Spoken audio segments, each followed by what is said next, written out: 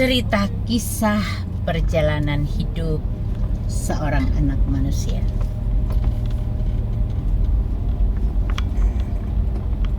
Dalam kehidupan kita ini, seringkali kan kita melihat orang sakit. Orang yang sakit yang tidak benar-benar sudah tidak berdaya. Tidak bisa berbuat apa-apa. Untuk melakukan untuk dirinya aja udah nggak bisa. Dia butuh orang lain.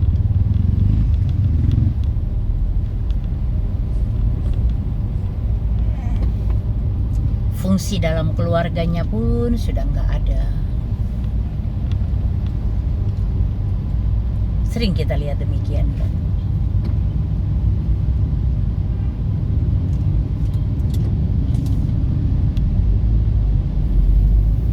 Kalau kita lihat, mungkin ada orang kaya yang mengalami hal seperti begitu, wajar. Dia masih punya harta ya untuk mencukupi semua kebutuhan dia maupun keluarganya. Kalau orang kaya ya, bisa membayar suster untuk merawat. Bagaimana kalau itu orang yang betul miskin dan papa? Kira-kira ada nggak perempuan yang mau menikah dengan pria yang sakit, yang tidak berdaya, tidak bisa berbuat apa-apa, dan sudah tidak mampu berbuat apa-apa dan miskin? Kira-kira ada nggak? 1001 ya. Tapi aku mau cerita. Ada seorang pria yang sejak umur 12 tahun dia terjatuh dengan waktu main sepeda. Terjatuh dan masuk jurang. Ternyata mungkin bagian tulang belakang, mungkin sarafnya ada yang kena. Sehingga dia lumpuh. Dan lumpuhnya itu semakin hari, semakin usia, semakin lumpuh, semakin ke atas. Dan saat ini lumpuhnya tuh sampai di leher. Jadi dia untuk berbalik ke kanan atau ke kiri pun sulit sekali. Tangan juga sudah tidak berdaya, kaki apalagi. Dulu waktu masih ada ibu bapaknya lah yang merawat. Teman-temannya masih datang menengok. Sekian puluh tahun berlalu, masih ada nggak temannya yang menengok? Udah nggak ada. Temannya nggak ada lagi yang menengok. Bahkan tetangga pun tidak ada yang menengok lagi. Ibu bapaknya merawat dia sampai satu waktu ibunya meninggal. Tinggal bapaknya dengan dia.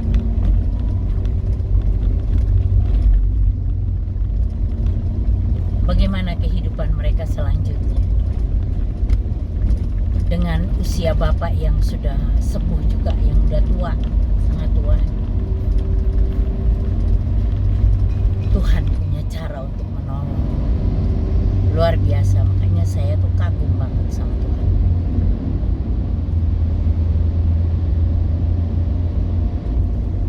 Ada seorang wanita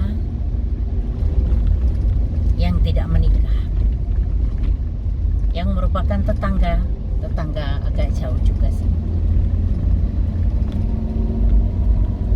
Karena dia dulunya sering ke situ lihat ibu bapaknya. Dia lama-lama ya punya rasa kasihan. Dan satu waktu dia mengambil keputusan untuk menikahi pria yang sakit ini. Dia menguburkan semua cita-citanya, dia menguburkan semua impiannya, dia menguburkan semua nafsu dunianya. Luar biasa sekali perempuan ini.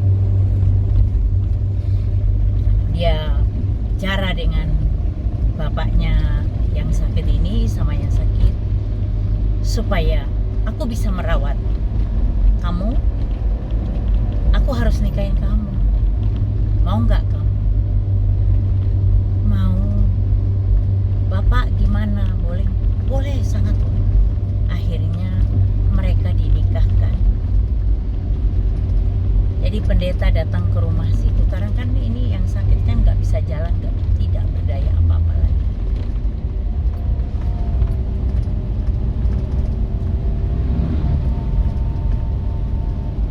Menikahlah mereka.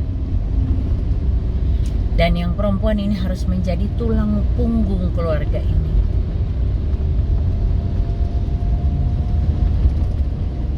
Dia yang mencukupkan segala kebutuhan di dalam keluarga ini. 1001 perempuan ada yang seperti begitu. Karena pada prinsipnya sekarang, perempuan sekarang lebih banyak lihat materi daripada kasih. Ini perempuan yang ini luar biasa, punya rasa kasih yang luar biasa. Itu kasih itu diberikan Tuhan kepada dia. Seandainya Tuhan tidak beri kasih juga ke dia seperti itu, sebesar itu, gak mungkin dia sebagai manusia biasa mampu untuk menerima kondisi yang ada ini, mau mengambil resiko.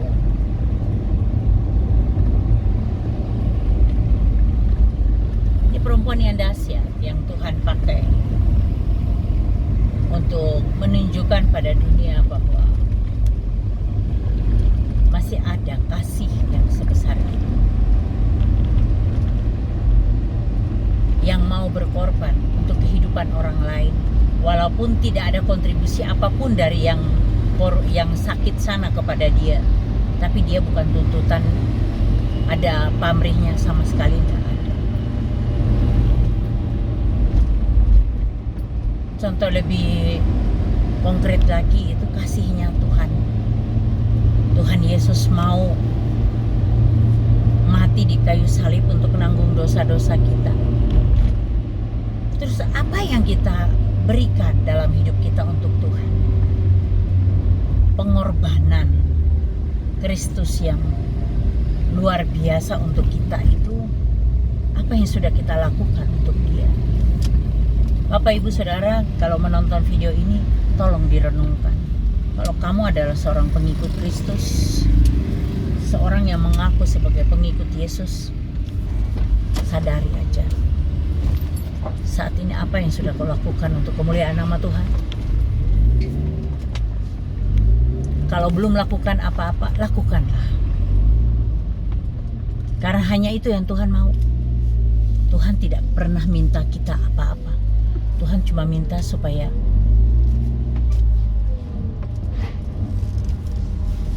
kita tuh punya kasih yang besar pada sesama. Bukan hanya memikirkan diri kita sendiri loh, tapi kasih untuk sesama. Tuhan aja berkorban loh. Kita nih korban apa coba? Banyak kejahatan yang kita lakukan di dalam dunia ini. Sebenarnya kita tuh tidak layak jadi anak Tuhan. Tapi Dia layakkan kita karena kasih yang begitu besar. Tidak ada pribadi lain seperti Dia yang begitu mengasihi kita tanpa syarat. Seperti wanita tadi, kasihnya juga tanpa syarat. Walaupun dia harus tiap hari menjual nasi jagung keliling kampung ke dusun-dusun lain, tapi dia lakukan itu tanpa pamrih apapun.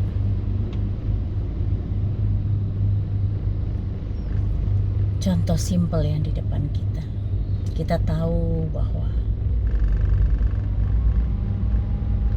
kita begitu mulia di hadapan Tuhan. Kita mendapatkan kasih Dia yang luar biasa. Dia fokus untuk kita. Bukan kasih, Dia berkorban tuh bukan buat malaikat loh. Bukan buat tanaman, bukan buat hewan, apalagi iblis. Bukan. Dia tebus kita karena dia begitu mengasihi kita, karena kita berharga buat dia. Makanya dia tebus kita. Ayolah, lakukan sesuatu untuk kemuliaan nama Tuhan. Ya, selama kamu hidup itu loh, lakukanlah sesuatu bagi Tuhan. Oke? Terima kasih kalau sudah nonton video ini. Tuhan Yesus memberkati kita semua.